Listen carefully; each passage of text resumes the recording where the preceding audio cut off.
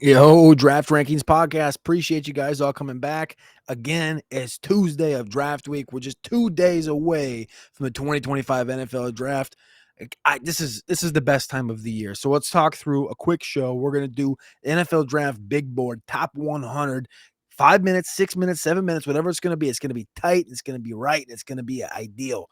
All right, the top two pick. This is the top two graded players on my big board. My big board is going to be over at rosterwatch.com. You're going to be able to go over there and find it, read it all on rosterwatch.com. Travis Hunter, it's Abdul Carter. That's it. Those are the blue chips in this class. It's not really a conversation at this point for me. It's pretty clear cut. Uno, dos, and they're my favorites. You look past that.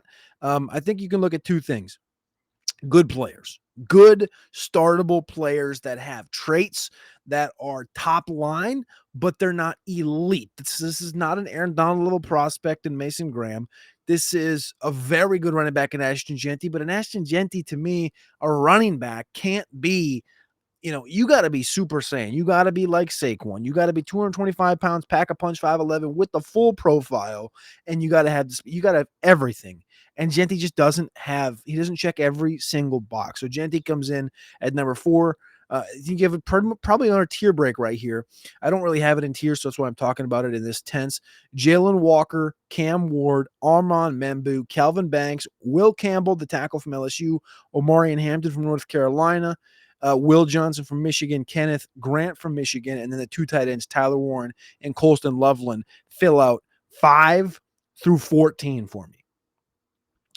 Like these are your starter to, there's high range of outcome to be all pro level players, Pro Bowl level players. I believe in every single one of these players. My highest graded tackles are Armand Membu, second is Kelvin Banks, and third is Will Campbell. They're all back to back to back in their overall top 100.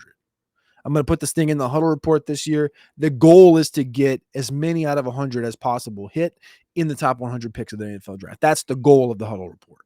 Now, if you put true grades in here, like if I put my grade for every single one of these guys, it's not going to, it's a little arbitrary. The competition is a little bit arbitrary, and that is that if you put your actual grades 1 through 300, you might not get the best score. So you have to kind of play the game of like who's going to get drafted in the top 100, and you have to go based on the NFL perspectives.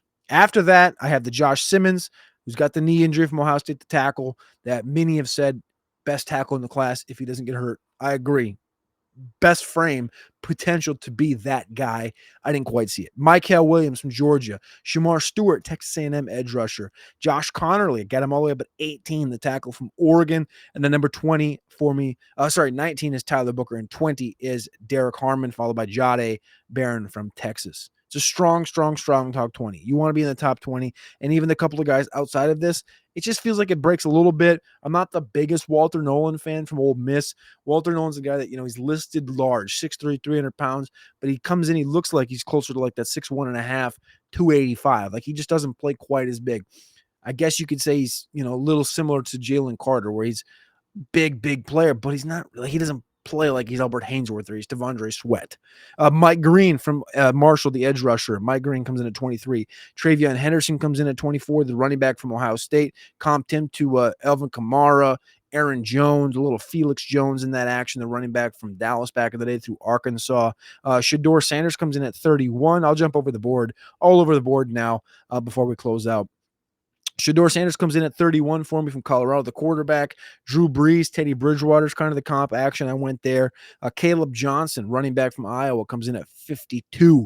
That's running back 5 for me. Again, 4'5'7", 6'1", 224 pounds. Really good running back here with 48% of his team's production this past year. 1,000-yard season. Think about like a David Montgomery role in Chicago with Ben Johnson. Think about the lead back in Cleveland. I think Caleb Johnson has some great upside in whatever he lands. Jaden Higgins, the receiver from Iowa State, lands at 54. Other receivers, I got a batch here with Jaden Higgins, is Jalen Knoll from Iowa State, who comes in at 58, and Trey Harris from Ole Miss at 59. Comps for him, Marvin Jones, Cedric Tillman, Keon Coleman. Let's jump on down a couple more. Benjamin Harrison, Benjamin Morrison, a cornerback from Notre Dame, the guy that should be in that top 20 conversation, got a knee injury this past year from Notre Dame. Also not predicted to be the fastest player, kind of similar to a Will Johnson, where he's kind of taking a hit because of the speed. Benjamin Morrison comes in at 69. A couple of tight ends here. Terrence Ferguson from Oregon. I comped him to kind of like a Cade Otton, a Josh Oliver from San Jose State. Harold Fannin from Bowling Green. There's rumors he's going to go in the second round. I see a little bit of an Irv Smith there. I like Harold Fannin. Jalen Milroe, 73rd overall. Probably goes in the early part of the second round. I was on a show today with RotoWire, and I was asked to give a hot take. My hot take was that Jalen Milroe was going to get drafted before Shedeur Sanders. Imagine the world where Shedeur falls out of round 1, and he's not taken with that first pick by the Browns.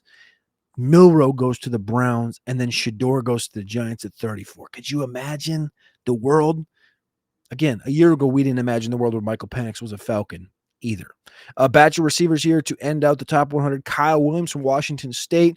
Think of Emmanuel Sanders, Savion Williams from TCU, Cordell Patterson 2.0, Jalen Royals from Utah State. I mean, this is my Anthony Miller from Memphis, dream 2.0 coming to fruition here.